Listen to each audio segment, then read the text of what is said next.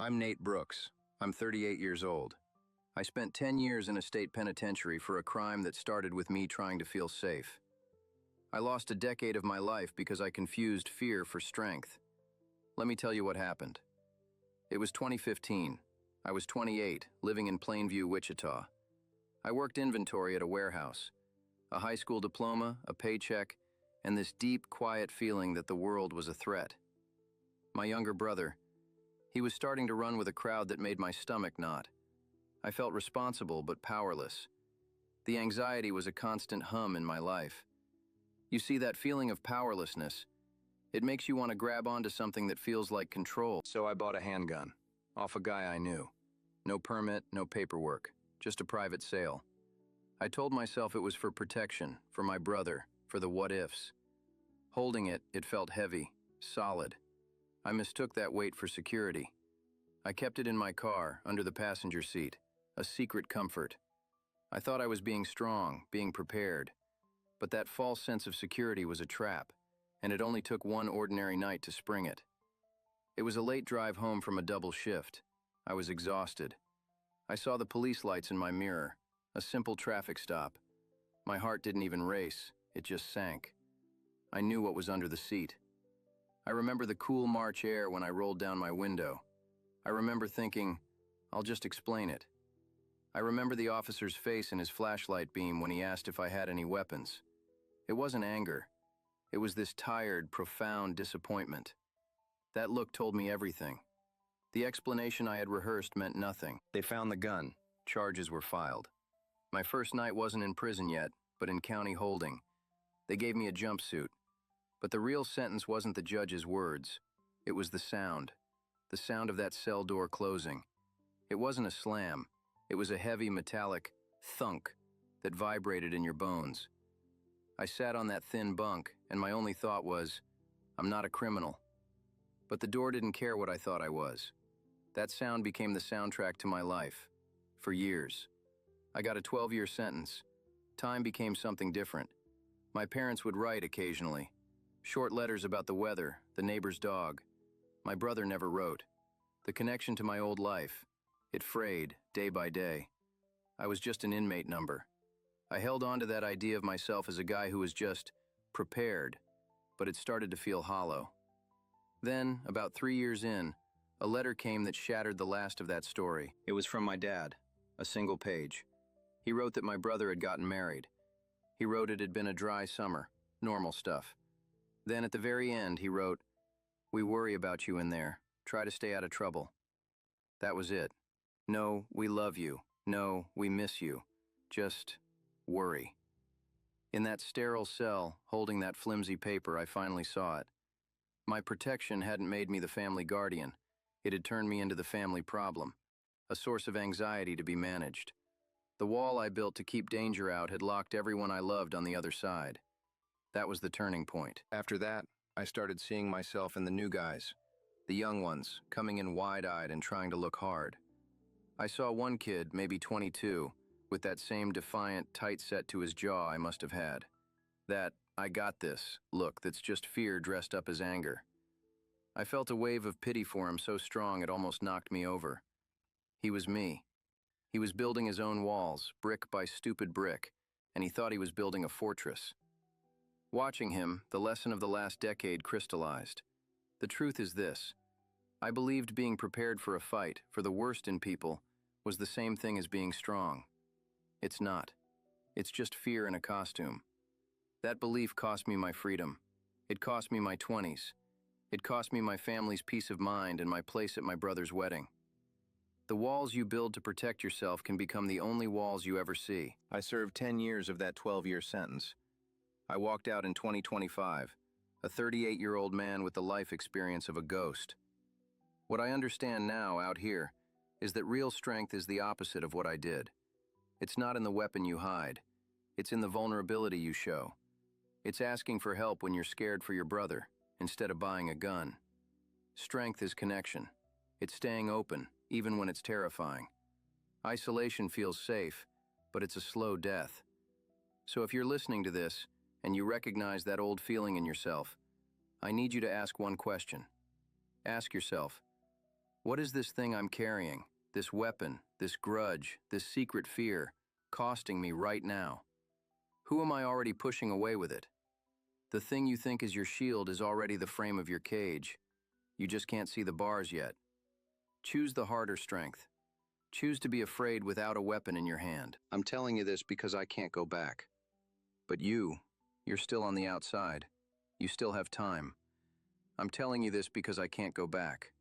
But you're still on the outside. You still have time. You see, time is the one thing you don't understand you're spending until it's gone. I walked out of that prison in 2025 with a plastic bag of my things and a bus ticket back to Wichita. The world was louder, faster, brighter. It hurt my eyes. My parents picked me up. They were older, smaller. We hugged, but it was stiff. Careful, like hugging a piece of furniture that might break. The ride back to Plainview was quiet. My dad said the warehouse had automated most of the inventory jobs. My mom said the old neighbor's dog had died. That was the conversation. We were all just managing the situation. I moved into a room in their house. My old room was a sewing room now. I slept on a fold-out couch. At 38, I was a guest in my parents' home, a guest they worried about. I'd catch my mom watching me sometimes, a little frown on her face, like she was trying to solve a puzzle. I wasn't her son anymore, not really. I was a project, a problem that had come home. That letter I got years before, the one that just said, "We worry about you," it was still being written, every single day. I tried to see my brother. He agreed to meet for coffee. He showed up looking like a grown man, a stranger with my eyes. He had a wedding ring on. Kids, he told me, a boy and a girl. He showed me pictures on his phone. They were beautiful. I felt this physical ache, like a hole opening up in my chest. I missed his whole life. I missed being an uncle. I was just a story to those kids, if I was anything at all. We made awkward talk. He asked how I was adjusting. I asked about his work. It was like a job interview with someone you used to know. And then he said it. He said, "You know, Nate, back then, I was just blowing off steam. That crowd wasn't even that bad. I was going to be fine." He wasn't saying it to be cruel. He was just stating a fact. But it hit me like a punch. The whole reason I'd given myself for buying that gun, protecting him, being ready for the threat he was facing, it was built on sand. The threat was mostly in my head. My fear had been so much bigger than the reality. I'd built a fortress for a storm that was never coming, and then I'd locked myself inside. That coffee shop meeting was the last time I saw him. He's busy. He's got a family. I understand. The wall is still there. I built it, and now I don't know how to take it down. Bricks of fear, mortar of stupid pride. So here I am. I got a job finally, not inventory. I wash dishes at a diner off Kellogg. It's honest work. My hands are in soapy water all day. I come home to my parents' house, to that fold-out couch. I watch TV with them. We don't talk much. The silence is heavy, but it's familiar. It's the same silence I had in my cell, just with a different view. And you know what I think about? Every single night? I don't think about the gun. I don't think about the cop, or the judge, or the cell door. I think about the moments I threw away because I was scared. I think about the conversation I could have had with my brother, where I said, "I'm worried about you, man. This scares me. How can I help?" Instead of just sitting with my knot of anxiety and letting it fester. I think about the life I could have built. The normal, boring, beautiful life of a guy who goes to work, pays his bills, maybe falls in love. That life was right there. It was mine. And I traded it for the weight of a piece of metal under a car seat. That's the hard truth, the one it took 10 years to learn. Fear lies to you. It dresses up as wisdom. It whispers that you need armor, that you need walls, that you need a secret weapon to get through this world. But the armor gets heavy, the walls cut off the sun, and the weapon only has two outcomes. You never use it, and it was a pointless, dangerous weight you carried for nothing. Or you do use it, and you destroy everything around you, including yourself. I was in the first category. I never fired it. I never even took it out of the car except to clean it. But it still destroyed my life. it still made me a prisoner. That's what I need you to understand. You don't have to pull the trigger for the gun to go off.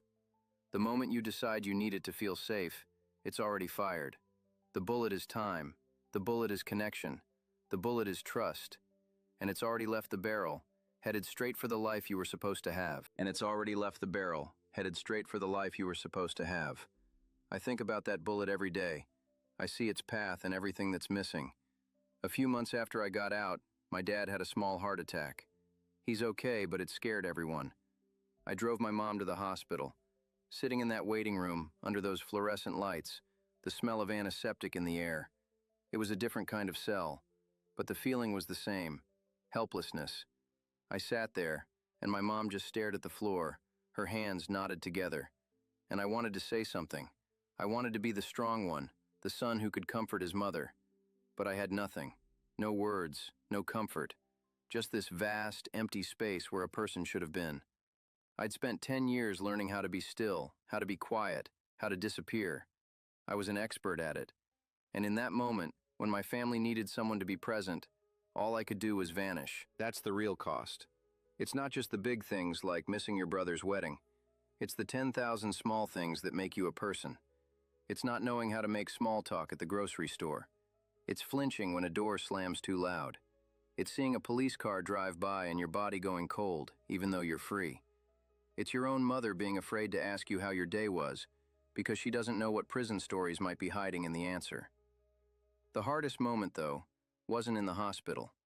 It was a week later. Dad was home resting. Mom was in the kitchen. I was folding my blanket on the couch, trying to make the living room look less like a bedroom. She came in and just stood there for a second, watching me. Then she said, "Nathan, can I ask you something?" I said, "Sure." She didn't look at me. She looked at her hands. "That gun," she said. Her voice was so quiet. Were you ever going to use it? On someone?" It felt like the air got sucked out of the room. I just stood there, holding that stupid blanket, and I saw it all from her eyes. For 10 years, her son wasn't just in prison. He was the man who had a gun in his car. He was a potential violence, a question mark. She'd been living with that question for a decade. "No, Mom," I said. My voice sounded rough. "Never, I swear. I was just scared." She nodded, still not looking at me. "I just had to know," she whispered.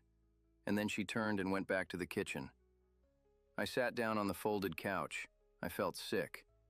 You see, in my head, my story was always about protection, a misguided shield.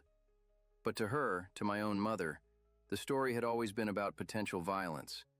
The gun wasn't a symbol of my fear to her. It was a symbol of a son she might not know, a son capable of something. That's the wall. That's the bar of the cage I built. I made my own mother afraid of the person I might be. That's when I really broke. Not in some dramatic way. I didn't cry. I just sat there in that quiet living room with the TV off and the clock ticking, and I felt it. The full, stupid, wasteful weight of it all. I traded my mother's peace of mind for a feeling of being in control.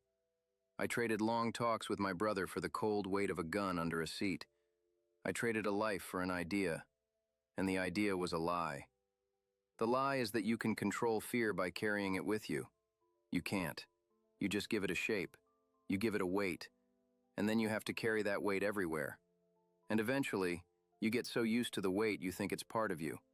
You forget what it's like to stand up straight. In prison, you see guys who are still carrying it, even in there.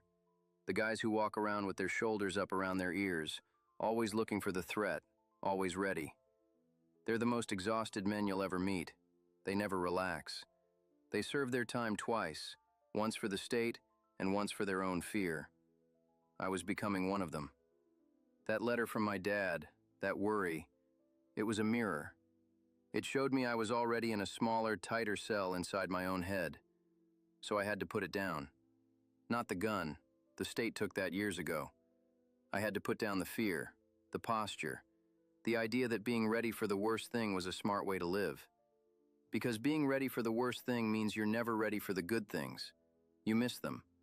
They happen outside your walls, and you're in there, listening to the silence. I'm still learning how to put it down. Some days are harder than others.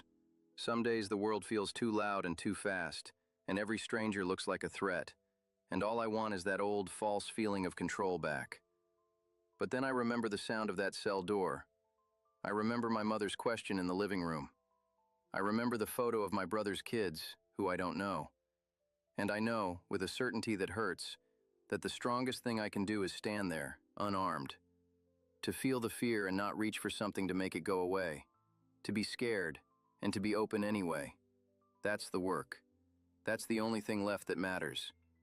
And I know, with a certainty that hurts, that the strongest thing I can do is stand there, unarmed. To feel the fear and not reach for something to make it go away. To be scared, and to be open anyway. That's the work. That's the only thing left that matters. Here's what I understand now, what those 10 years finally carved into me. Real strength has nothing to do with what you carry in your hand. It's what you carry in your heart, and having the courage to show it. I thought I was being a protector for my brother. I thought the gun was a tool for that. But protection isn't a piece of metal. It's a conversation. It's saying, I'm scared for you, and sitting in that uncomfortable space together. It's admitting you don't have the answers. I skipped all of that. I went straight to the false solution, the one that felt solid because the real solution, talking, being vulnerable, felt too shaky, too weak. I was wrong. That shaky, weak feeling was the door to everything I lost. The gun was just a symbol. It could have been a grudge I wouldn't let go of. It could have been a lie I kept telling to seem tougher. It could have been shutting people out before they could hurt me. The principle is the same. You take your fear, you give it a shape, and you clutch it to your chest. And you call it preparedness. You call it street smarts. You call it being realistic. But it's just fear. And it's building a wall. Brick by brick, you wall yourself off from the very things that make a life worth living. Trust, connection, peace. Look at what it cost me. Look at the receipts. It cost me my brother. Not just missing his wedding, but the man he became. The uncle I could have been to his kids. It cost me my parents' peace. For 10 years, their son wasn't a person with a future. He was a worry in a jumpsuit. It cost me a normal life. A boring, beautiful, ordinary life of quiet nights and small worries. I traded it for a single, catastrophic worry that came true. I traded it for the thunk of a door and the taste of institutional food and the silence of a family that didn't know what to say to me anymore. So here is my direct advice to you right now. If you're sitting there and you feel that old hum of anxiety, that the world is a threat, that you need an edge, that you have to be ready for the worst, stop. Just stop. Ask yourself the one question I was too afraid to ask. What is this thing I'm holding on to already costing me? Look at your relationships. Are they getting thinner? Are the conversations getting shorter, more careful? Are you becoming a problem someone has to manage instead of a person they want to be with? That's the first bar of the cage. You can feel it, the isolation. You might call it independence. It's not. It's the prison under construction. Put it down, whatever your gun is. The weapon, the hardened heart, the defensive posture. Put it down. Choose the harder thing. Choose to say, I'm scared. Choose to say, I need help. Choose to walk away from a confrontation even when your pride screams at you to stand your ground. That's not losing. That's choosing freedom. The freedom of a life without self-made walls. I'm 38. I feel older than my dad some days. I'm rebuilding from less than zero. The regret is a physical weight, but I have to carry it because I earned it. You don't have to. You're on the outside of those walls right now. You have time. You have a life that is still flexible, still yours to shape. Don't let fear be the architect. Don't make my mistake. This isn't just my story. It's a warning. And I'm sharing it here because this channel is full of stories like mine. People who lost years, lost loved ones, lost themselves, and lived to tell the one truth that could have saved them. If this cracked something open for you, if you saw a little of yourself in my fear, then do something for your future self. Hit subscribe. Turn on notifications. The next story you hear might be the one that changes your course. Leave a comment down below. Tell me, what's your gun? What's the thing you're carrying that you think is keeping you safe, but might actually be building a wall? Just naming it is the first step to putting it down. If this resonated, hit the like button. It tells the algorithm this message matters. Share it with someone you care about, especially if you see them starting to build walls of their own. Maybe send it to a brother, a son, a friend who's trying to look hard. And if you've lived through something, if you've learned a hard truth in a hard way, your story could be the one that saves someone else 10 years. There's a form in the description to share it. Maybe you'll be up here next, helping someone find their way out before the door closes. A book that helped me start to make sense of this, of how fear distorts everything, is called The Gift of Fear by Gavin de Becker. Not about living in fear, but about listening to your intuition without letting it arm you against the world. There's a link below. Your future self is watching you right now, from 10 years down the line. They are begging you, with everything they have, to make the different choice. To choose connection over armor. To choose the vulnerable, terrifying, beautiful open space of a life without your own walls.